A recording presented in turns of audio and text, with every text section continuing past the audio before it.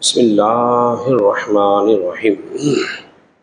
حضرات محترم، آپ حضرات درس سے حدیث سماعت کر رہے ہیں اور درس بخاری کے اندر آج ہماری حدیث نمبر 124، 125 اور 126 ہے۔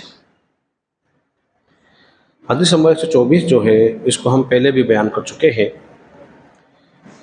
جس کا مضمون یہ ہے، خلاصہ بیان کر دیتا ہوں کہ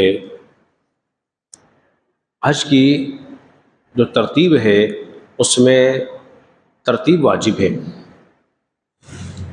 اب ایک شخص نے عرض کیا، رسول اللہ صلی اللہ علیہ وسلم میں نے کنکری مارنے سے پہلے نہر کر لیا ہے، تو آپ نے فرمایا کنکری اب مار لو، لیکن حج کے جو ارکان ہیں اس کے اندر ترتیب کو واجب رکھا ہے۔ حدیث نمبر 125، حضرت عبداللہ بن مسعود رضی اللہ تعالیٰ عنہ بیان کرتے ہیں، فرماتے ہیں کہ میں ایک مرتبہ رسول اللہ صلی اللہ علیہ وسلم کے ساتھ تھا اور ہم مدینہ منورہ سے باہر کچھ نکل گئے۔ جب شہر سے باہر آئے تو وہ بستی ایسی تھی کہ جس میں کھنڈرات تھے، پرانی عمارتیں، ٹوٹی پھوٹی عمارتیں جو ہوتی ہیں وہ ہمیں نظر آئی۔ وہاں پر یہودیوں کا ایک گروہ بھی موجود تھا اور رسول اللہ صلی اللہ علیہ وسلم کے پاس جو عصا تھا، جو چھڑی تھی، اس کے آپ اس کا ٹیک لیتے، بیٹھتے اور سفر کرتے۔ فرماتے ہیں یہودی کے گروہ نے جب دیکھا نبی پاک صلی اللہ علیہ وسلم کو تو ایک دوسرے سے کہنے لگے، کیوں نہ آج میں ان سے کوئی سوال پوچھوں؟ تو انہوں نے کہا کہ دیکھو، تم سوال پوچھو، وہ تمہارے سوال کا جواب دے، ہو سکتا ہے کہ تمہیں ان کا جواب پسند نہ آئے، تو لہذا تم ان سے سوال نہ کرو۔ لیکن دوسرے شخص نے کہا کہ نہیں، میں تو ان سے ضرور سوال پوچھوں گا۔ اب سوال انہوں نے کیا پوچھا؟ سوال انہوں نے پوچھا کہ آپ ہمیں بتائیے یا ابا القاسم، یہ روح کی حقیقت کیا ہے؟ روح کیا شے ہے، کیا چیز ہے روح؟ نبی پاک صلی اللہ علیہ وسلم نے جب یہ سوال سنا، آپ کچھ دیر کے لیے خاموش رہے، وہی کی کیفیت آپ کی طاری ہوئی۔ پھر آپ نے ارشاد فرمایا، یسألونک عن الروح، وہ آپ سے روح کے بارے پوچھتے ہیں، قل الروح من امر ربی وما اوتیتم من علم الا قلیلا، تو آپ ان سے فرما دیجئے کہ آپ کہہ دیجئے کہ روح تو میرے رب کی طرف سے ایک امر ہے، حکم ہے، اور تم کو جو بھی علم دیا گیا ہے وہ تھوڑا دیا گیا ہے۔ کیونکہ روح کے متعلق سوال کیا گیا تو فرمایا روح تو میرے رب کی طرف سے ایک حکم ہے، ایک امر ہے۔ نبی پاک صلی اللہ علیہ وسلم نے بھی اور اللہ نے بھی روح کی حقیقت کو صحیح اور واضح طور پر بیان نہیں فرمایا، اور نہ ہی رسول اللہ صلی اللہ علیہ وسلم اس کی حقیقت کو بولیے بیان فرمایا ہے۔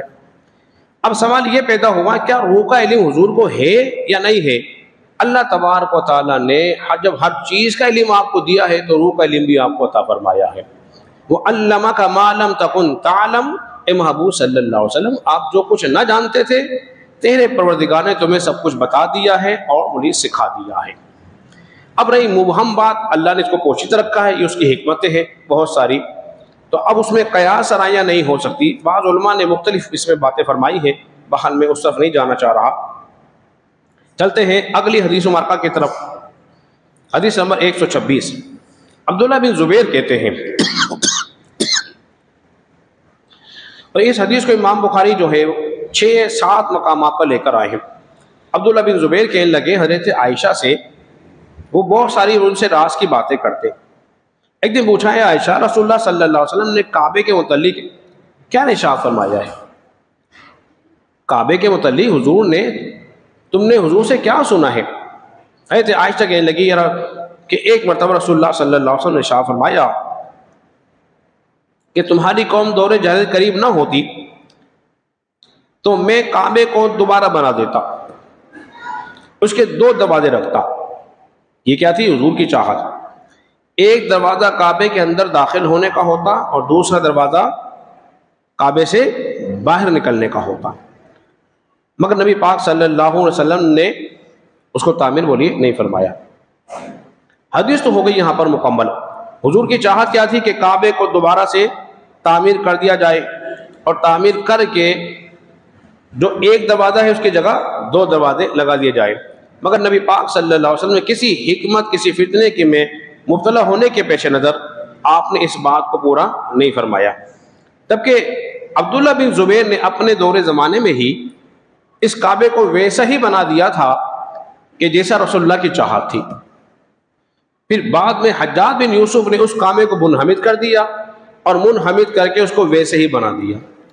حضور کی چاہت یہ تھی کہ خانہ کعبہ کے اندر حتیم شریف کا جو حصہ ہے اس کو شامل کر لیا جائے۔